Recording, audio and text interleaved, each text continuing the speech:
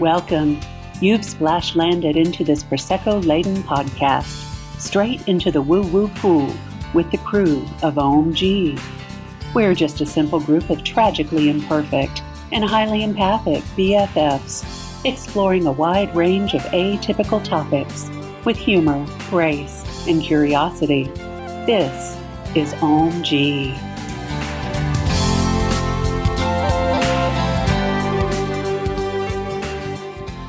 All right, everybody, welcome to another episode. You're here with the Woo Crew, and today we're going to delve into the past.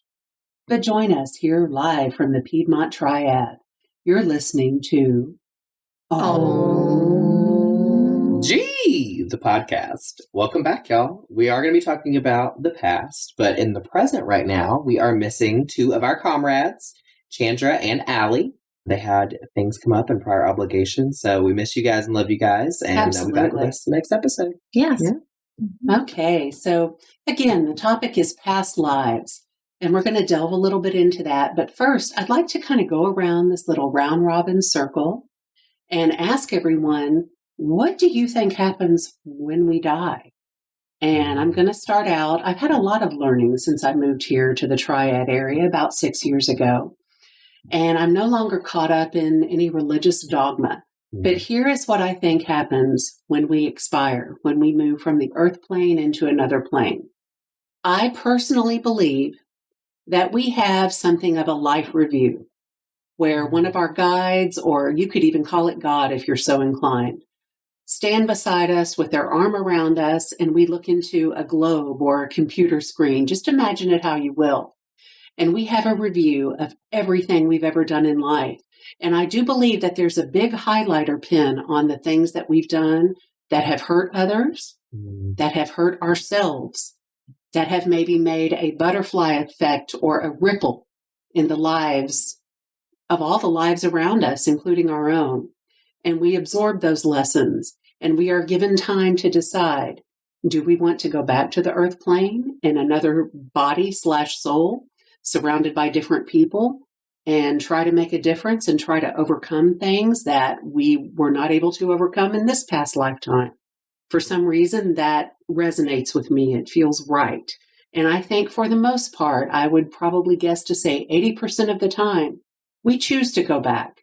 And there are days on this earth plane where I could never choose to go back. However, I don't know what awaits us on the other side. I am not caught up in any biblical stuff about going to the pearly gates of heaven. I think the light that we see at the end of the tunnel is probably some kind of brain physiology response. But I do believe also that we pull in some of the same souls from lifetime to lifetime. Maybe you're your mother's daughter in one lifetime, and you're the husband in the next lifetime, or the sister or the brother in the next lifetime. And we all do these incredible dances with the souls of others. And it happens until we get to that ultimate lesson and we go to the light, never to return to the earth plane. And maybe take a drink of your beverage right now. I know that's a lot to process. Cheers. That's beautiful. Cheers. But this is what I believe, and this is what I hope for. One thing that does come up a lot when we talk about different lives is, what about the person that takes their own life? What about the person like an Adolf Hitler or other unnamed people that do so much damage to the lives of others on the earth plane?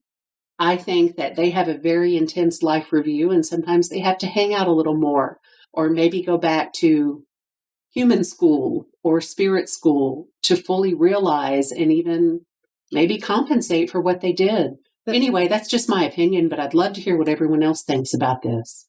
But what if everybody came here with a purpose? And what if Hitler's purpose was to teach something? To open our eyes to the evils of genocide and other things. So maybe he fulfilled his life purpose, even though to us it looks bad or wrong or... And I think sometimes it may talk to people how they will follow, in some sense, a Pied Piper. Somebody who's charismatic. Yes. And I mean, apparently I've not done a lot of research, but people say he was very charismatic.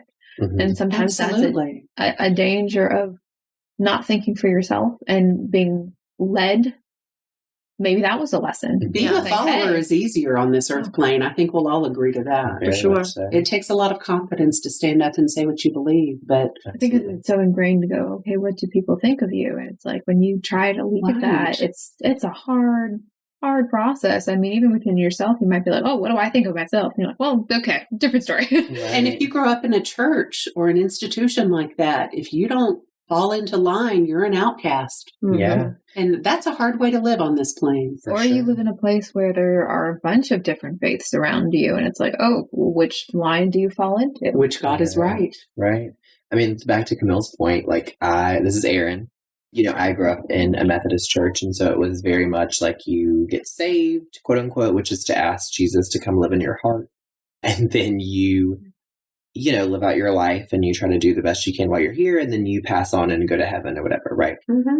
Unless you've just sinned some abysmal way and then you go to hell, which never made, like, none of that ever fit with me. Like, that narrative just didn't click or make sense, and it still doesn't. Either way, it's mission complete, and that's the part that always bothered me. Exactly, right. And it's always a balance, Yeah. I would love to meet the person who'd lived their life, perfectly and, been nice, but I'm like, is that possible? There's always the balance, the good, the bad, the light, the dark. And sometimes you may have to be the person who hurt somebody so drastically, whether it's like with your words and you said something and it impacts you so deeply that you change. Right. Yeah, for sure. I think I'm still kind of developing my perspective on it, what I think happens. And I'm very open to like listening to other folks and like what they believe and what they think happens after, this life is over. But I think being in Earth school is very difficult, but enjoyable and rewarding. But I don't think it's something I would like choose to do again necessarily. Mm-hmm. And so that's what you think now. That's true. At 29, that's what I think now. And so I personally, I think, believe in like reincarnation. I think that there is sort of like what Camille says, this sort of, I don't know, intervention meeting, whatever, where, you kind of do like a review and analysis of everything that you learned or accomplished or did here, and lessons to take with you into your next life or next existence. And maybe you're a spirit guide to someone. Maybe you come back to the earth plane, but in a different vehicle instead of a human body or whatever. There was the other day, I teach middle school, those of you who have been listening for a while, and there was a spider in my classroom. And of course the kids were, kill it. I was like, no. And the social studies teacher, she and I are alike in a lot of ways. And she was like, no, don't touch it. And so she like went and got a piece of paper and scooped it up. And she was like, for all we know, that could be somebody's grandma. And so I was just like, you're exactly right, Sarah. Watch the kid's eyes go, ah! Right. Like, what? Grandma spider? And I'm like, oh, the poor grandma that ended up in a middle school as a spider, And the poor parent that had to listen to the questions that night. I'm sure. Right. Miss Feasingers had that. The spider was like Grandma Gertrude, and it was so random. But that's kind of what I think. I think you come back with the lessons that you've learned and things you've accomplished and whatever in your previous life, and sort of get to apply those in the next existence, whether that's on a different plane or as a different being or guide or for the benefit of yourself, your soul, and mankind. Yeah, for sure. For the greater good of everyone. Yeah. So this is Brenda, and we're going to take a short break. And when we come back, I'm going to give my input on what I think happens as a medium and from what I've seen. So let's take a short break, and we'll be right back to discuss this further. All right. Cue that Twilight Zone music.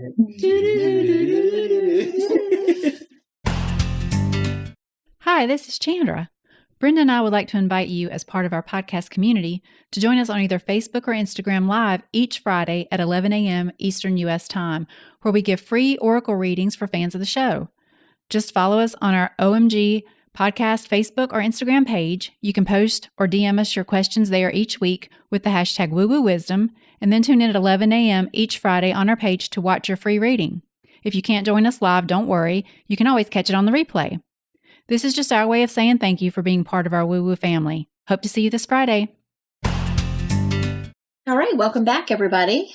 So this is Brenda again. I wanted to share a little bit about what I think about what happens. I agree with Camille a lot because I think that is true for me as well, my belief of the afterlife.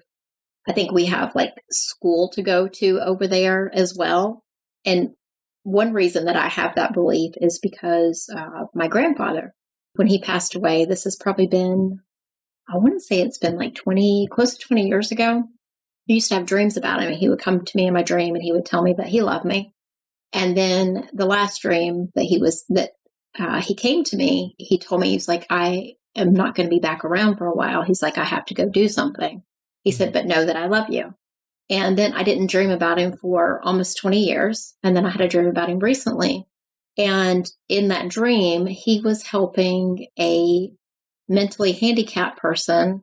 It was like a hospital setting. He was helping this mentally handicapped person find their way back. And to me, it was like a dream. I felt like he had gone to school to help spirits cross over, and he was helping mentally handicapped people to cross over because of the confusion that can happen in the human body when you cross over in that. Well, when you're in that mental state of not being completely in your own mind, when there's confusion in the brain. Yeah. I think a lot of souls don't necessarily cross over quickly. So I feel like he's there to be like an escort. So I think, a lot of things can happen on the other side in that other dimension of life. And his wife, if this is the same grandfather, his wife was physically handicapped, right? She was in the end because of, Right. Okay. And then she also had a handicapped brother. Right. Who my daughter and I helped cross over, who had been stuck here for years, not able to go to the light. And we helped him cross over. I've done that recently with some spirits. So I think a lot of things can happen after we die. Oh, yeah. I don't know about you guys. I don't really have an issue so much that one day I will die because everything dies and is to be reborn again. Right. And, I'm really not afraid of the afterlife or, where I go to next because it's just a part of my journey. I'm a little more concerned about how I will die. And that's the part that freaks me out a little bit. And, I'm like, I don't really want to think about. Very common. Very common. I'm like, that uncertainty. I want to die at an old age. In my sleep. And, I just kind of don't think about that part. But it's always, I like that idea that there's someone, something, some being, the universe there to support you through that process, which makes it going, okay, well, I don't know how I'll die, but when I do, something will be there to support you. Yeah. And I also think that, once you get into that state of you're in the dying state of being, you're sick or something's happening, your soul can actually leave your body and go do things. Oh, yeah. Because I've had that experience Astral with my grandmother. Right. Yeah. In her, hours before she passed away, she came to visit me. So look at it as more of a time to just go say hi to people. Exactly. And just go, hey. And what a wonderful thing that is. I know, right? Really. What a freeing thing. So I think we need to talk about our past life experiences. I don't know I've got a long story, y'all, so I'm going to save mine to the end. I think this is definitely a few-part episode because I know we've all had some crazy number of experiences. So who wants to start? I mean, Rosalie's had a really crazy experience, but I don't know if she's ready to share that on the podcast. How you feeling, Ro? Good. So I think I did some hypnotherapy, and during that hypnotherapy, I mean, I've always believed in a past life thing, and then we do come back. Even though, growing up Catholic, that was no. Oh, but anyway, deep down inside, I believed it because, when you have those deja vu moments, like, wait a minute, I've done this before kind of thing, there must be a reason for that. So anyway, I recently did a past life regression and or hypnosis thing to figure out, because I had a fear, I'm claustrophobic. And deathly afraid of the dentist and just being completely not in control. Boxed in. So you won't even sit in the middle seat of the back seat of a vehicle. I've been there with you. Yeah. It's a no-no for you. Several people here have witnessed me having a panic, like, oh my God, I can't sit here. I need out. So anyway, I did some hypnotherapy to deal with this. And in the past lives, I was buried alive. I was burned at the stake and actually just saw this in this hypnotic state that I was in. I mean, it was like I was awake, but I was experiencing all this stuff to the point where I was in tears. But it was kind of like an out of body. I was watching it happen. It's kind of like I really didn't see all the images like you would see a movie kind of thing. It was just like, oh my God, she's burning, she's in pain. But I was referring to myself. Yeah, that kind of disassociation. It was like it helps you disassociating to help process it. But like, oh my God, her hands are tied. She can't move. She's in pain. Oh my God, she's burning. And I was like, that was me kind of thing. And it's pretty deep. It was pretty deep and profound. But I mean, I was literally tears, my eyes were closed, but tears were just rolling down my face kind of thing. And it was just wild. And then another experience in that whole thing of seeing myself get burned at one point. I was in this dark, dark cave, and I don't know if I was locked in a tomb, and I was like the human sacrifice in this tomb or whatever. But, you know, I was encouraged to go explore this cave, but I knew there's something very bad back here. I can't go any further. And I was petrified. So it was, number one, it was completely dark, and where you total sense deprivation, where you couldn't even see your hand in front of face. You could touch your face, but you couldn't see anything, kind of thing. But I knew that, no, I can't go any further. So the therapist brought me back out. She says, okay, you know, you feel this is not really safe. So I never got to explore that past life kind of thing. But anyway, she backed me back out. She says, let's go somewhere else. So, you know, it's crazy. So, but the door was open, and the door was open. The key on this earth plane. And go ahead. I think we should make a PSA. None of us are medical professionals. No. So if you are dealing with anything, strongly recommend you seek out medical professional or therapist. You know, we're just here to share our just sharing our experiences. I've never gone under hypnosis before, and this was actually virtual. And I'm like, okay, well, I'm interested. Yeah, fine. You know, but it actually helped me. Yep. You know, I was fortunate. You know, everything went great, smoothly, and I can get in an elevator now. Wow! Haven't gotten over the height thing, but I can, you know, get in, you know, an elevator and go up several flights of stairs, you know, in high rise places and situations. You're probably peeling a layer off. Yes. So as you heal that layer, then there'll be another layer that you can work on healing, maybe to help with the heights or something. We're like onions, y'all. And it's always layers good and to layers. have, you know, a guide here on the human plane to help you process. Correct. So I did it with a therapist that was very well equipped to do this. And she's actually been a guest with us before. She helped me a lot with, you know, grief issues, and she's a hypnotherapist. I will give her a little shout out, Miss Ellie McFalls. Yes, thank you, We love you, Ellie. Absolutely. And Brenda's helped me tremendously with her energy work and her mediumship. And so a couple of shout outs there. It's all helpful. And you use the tools that you have. Oh, Alex? Had quite a few past lives that I've been told about, which are very exciting. But I will start with just a few. So to follow up on what Cam said about Brenda doing energy work and mediumship, this one's a little bit heavier. I've been having some issues with my eyes and, you know, just some general things. And there was one time where I was having this heaviness in my heart. Again, not medical professionals. Please go seek help if you need it. Huge PSA. But I had seen it, Brenda, one-on-one for one session, and then a lot of the people here worked on me for one. So the first one I want to talk about was Brenda had pulled this huge black slimy plug out of my heart. And guys, when I tell you I felt it. But I think she went on to tell me about a past life. I think it was in the Midwest. And I was a mom. I had 2 kids and my husband, and I lost them all in a fire. And then she kind of saw my past self giving me my 2 kids back. So that was it was tragic. It's sad, you know, to go on in life on your own. But it was kind of an uplifting moment saying, hey, you're going to get this chance again, which was a kind of a sweet thing to heal the past, myself in the past, but also like know that there's a promise for the future. And then another thing, when they were healing, working on my eyes, came up with Brenda. I think you saw me at a table. It was in, correct me if I'm wrong, Eastern Europe. Yeah, it was like medieval kind of times, or like way, way back then. And apparently I was blind. We think my name was Anastasia, something along that line. And my parents had passed away. And, you know, as a blind woman, I was at this kitchen table. And as a woman, even. At the mercy of many things.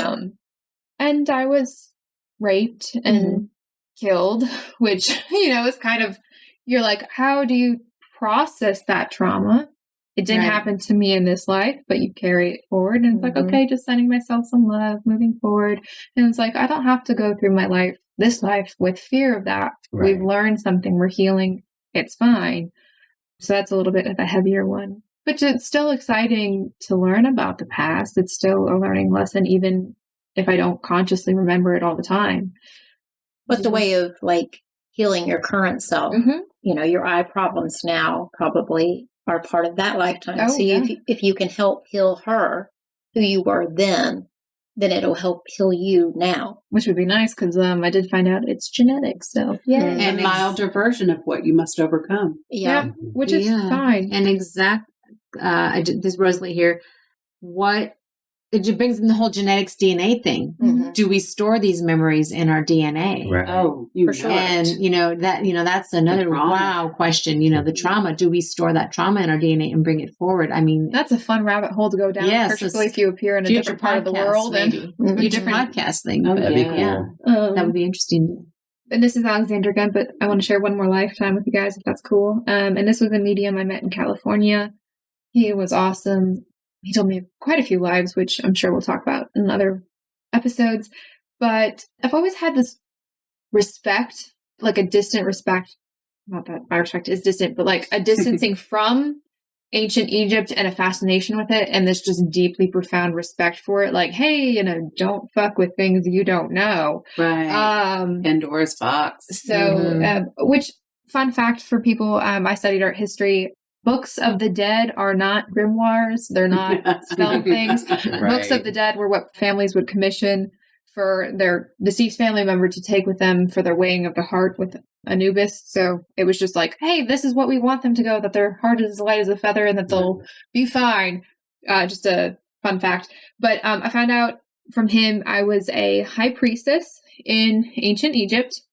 And I was down by a riverbank, probably the Nile, knowing some of the geography. And it was completely accidental, but I fell in somehow and I drowned. And there was a maw. And if people don't know, Egyptians revered cats and maws were known to predict the future and potentially bring somebody back if they so chose to. And I guess a maw was around and decided to bring me back. And I came back to lead my people and help them as in the function of a high priestess and really exhibited a lot of magical, supernatural powers. So that's really fun. And I hope to explore that more because I know in a spirit circle, Brent was like, I see a sphinx in this circle. Yeah. Next to you. And then I think we saw an asp another time, fun things. People, it's not all. Let me see the Egyptian eye a lot. Yeah. I heard this joke recently that the reason that we can see the pyramids in Egypt is because the British couldn't lift them to bring to a museum. So we relate with what we know. For sure. And on that note, Aaron, do you want to share something? Yeah, so I don't have as much to share because I'm just not, I haven't been made aware of too many past lives.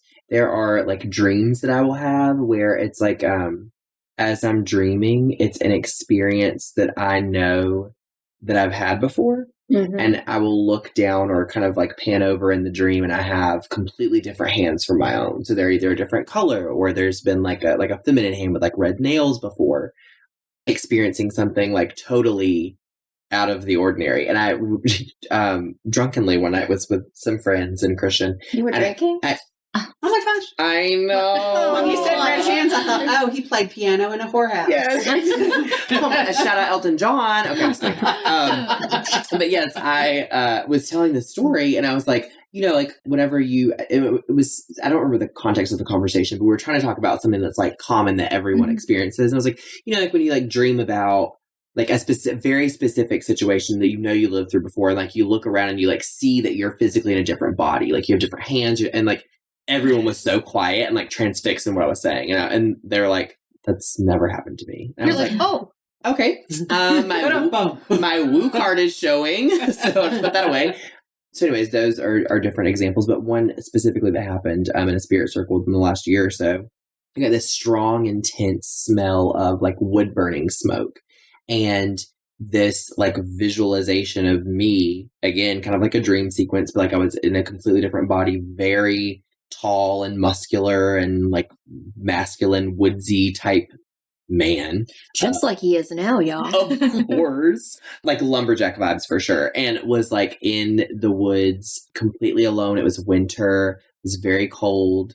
And I could smell like wood burning and feel like the sensation of like snow hitting my skin. And so when we talked about it later, they're like, oh, it must be a past life. Da, da, da. And so thinking about this now, we had a conversation on a recent episode about books about Walden really like resonated with me, and like being in the woods and connecting with nature. And I feel like maybe that was related to that lifetime, whatever that was, like being, you know, really solitary. Yeah, like definitely in solitude. So those are, you know, it's very short, but that's kind of what I have to offer. Brenda, I know you definitely have. I do. Lord, I mean, a laundry list of lifetimes. Well, I have a really interesting one that has come up recently. Well, it's like been confirmed recently. Okay. Oh, cool. So this goes back years, y'all. Years.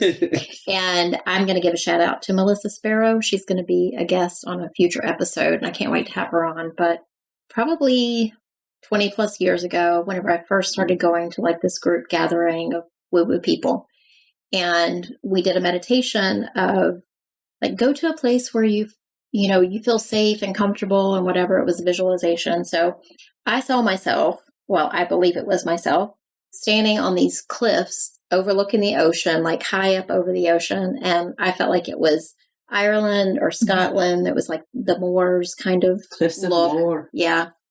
And the wind was blowing in my hair. I had this beautiful long red hair. I've always felt like a redhead, y'all. And I was wearing this long pink dress. And so I've had that whenever I would go back to a place to meditate. So this has been like 20 plus years ago, right? And then I did a past life regression with someone, I don't know, 15 plus years ago. It was this man at this random house out in Pleasant Garden, North Carolina, y'all. I feel like that's the start of a horror story. I know, right? So he was somebody who was traveling through like the spiritual community, and he was just in town to do like this talk, and then he offered sessions. So I did a past life regression with him. And my 2 older daughters were there, and Emma got one as well, but Emma and Colleen were there with me. And we're sitting in this room together, which is kind of weird. And I'm laying on a table, and I saw myself as the daughter of a slave owner living on a plantation in somewhere in the South. And I remember in that past life regression that I was trying to help the slaves escape. And I was very angry about slavery. But I don't remember a whole lot of details about it, like what I looked like. I just know I was female. I was the daughter of the slave owner. And so I had those experiences. Then, y'all, I was listening to a podcast about a month or so ago with Melissa Sparrow was in the podcast, A Psychic Story. If you haven't listened to that podcast, it's an awesome one. She has guests on and they tell their personal experiences, and it's just really good. Shameless promo. I love it. Yeah. But she had this lady on, Melissa Sparrow, and she does Akashic reading, Akashic records readings. Oh, quick pause. Do you want to explain what Akashic records are for people who may not know? Akashic records are like the stories of your soul, all your incarnations and everywhere you've ever been. Everywhere. Yeah. So we all have our own little record. And so anyway, I was listening to her talk on the show, and she was talking about meeting herself in a past life. And she said that she was in Ireland standing on the cliffs, and she had long red hair, and she does in this lifetime as well. But she was wearing this emerald green dress, and green is her favorite color, and blah, blah, blah. And I'm like, oh my God, that is so weird. Like, I've got to have a session with this woman because I just feel this immediate connection with her. So fast forward, I had a session with her about 2 weeks ago, and turns out we were in that lifetime together. Wow. We were living in this little community of women and kind of protecting and helping each other. And we were in Ireland. My daughter Colleen was in that lifetime with us. And she told me, she's like, yeah, your dress is different from mine. She was like, it's like antebellum. And you have like these ribbons. And she's like, you came from Georgia. And your father was abusive. He owned a plantation. He was abusive, and he used to beat the slaves and you hated it. And as soon as he died, you got as far away from that as you could. Wow. And I was like, oh my God, the mind has been gone, y'all. That's like confirmation. Yeah, 2 things from such a long time ago. So then I was talking with Colleen because, y'all, Irish music comes on, and that child, when she was little, she would start doing the Irish dance. What's it called? Like from Step the river, dancing? like from the river dance kind of dancing. I'll think of the name eventually. Yeah. she used to do that, and she had not been exposed to that ever, and her little legs would just start doing it as soon as the music came on. Which, if you guys have never seen that, go check out Riverdance on YouTube. I mean, check out, the only way I know how to describe it is traditional Irish dancing. Yeah. It's quite beautiful. It is. It's really cool. So anyway, so she was in that lifetime with all of us, and she said that people used to say we look like sisters, and they thought we were sisters because we look so much alike. And I was like, yes, because whenever I look at her picture now, it's like I could totally see from what I saw in my vision that we looked a lot alike. So I know this is skipping around a lot, but it is all interconnected. So Colleen, when she was in 6th grade, she came home from school, and she and I were sitting and talking in my bedroom because they had been learning about slavery at school. And she was just heartbroken. They had watched some movie. She said, I was sitting there and I was crying. I was looking around. Nobody else was crying. She was like, why weren't they crying? She said, it was awful. And she is an empath. She felt it in her soul and spirit. And as she's talking, I see the face of an African man. You can tell that, and it's just the head. That's all I see. But it formed on the wall behind her, and you can see kind of the afro hair, the wide nose, like a bushy beard kind of thing. And I'm like, what the heck is that?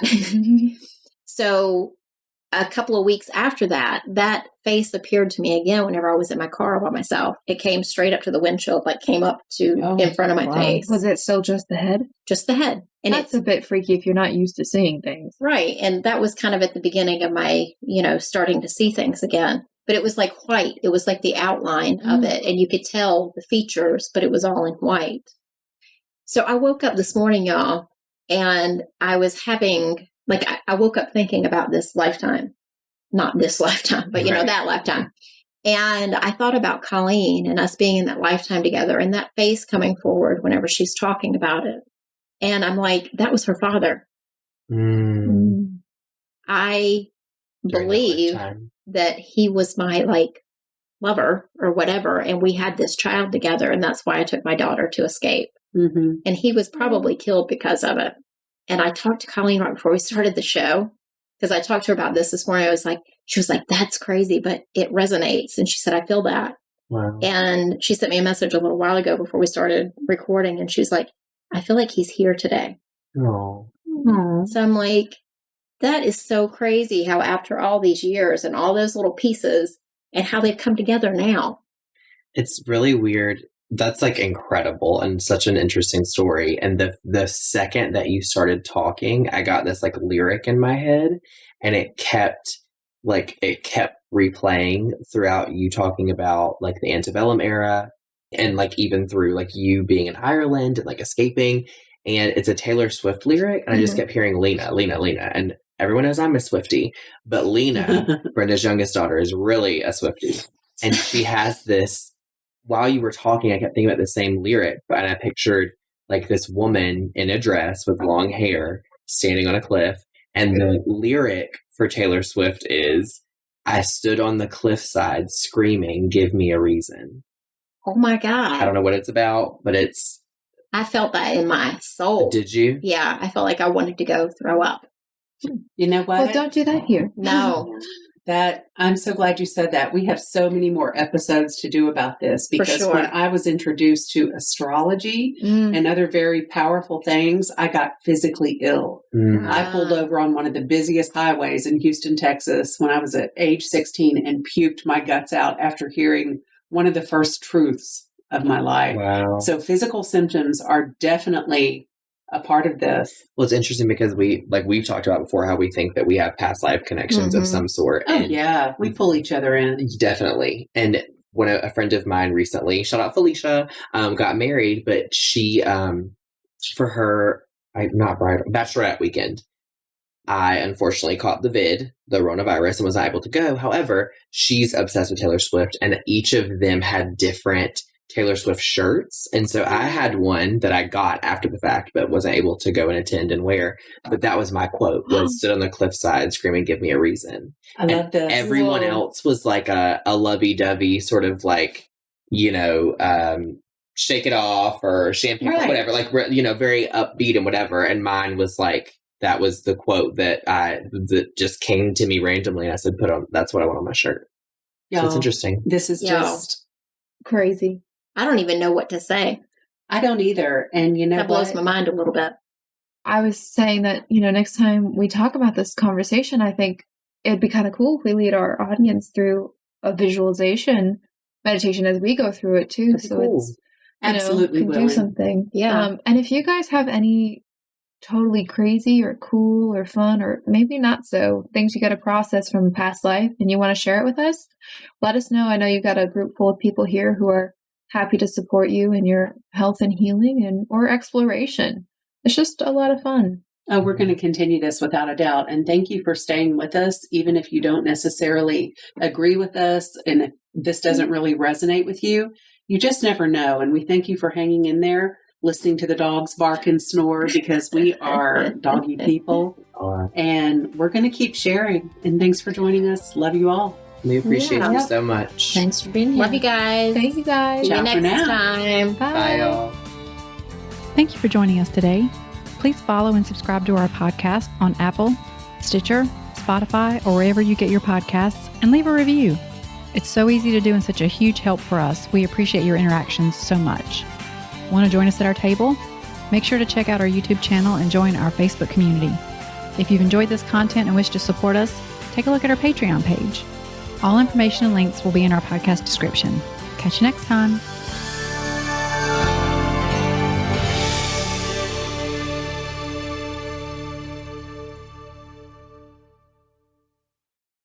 This podcast is part of the Sound Advice FM network. Sound Advice FM. Women's voices amplified.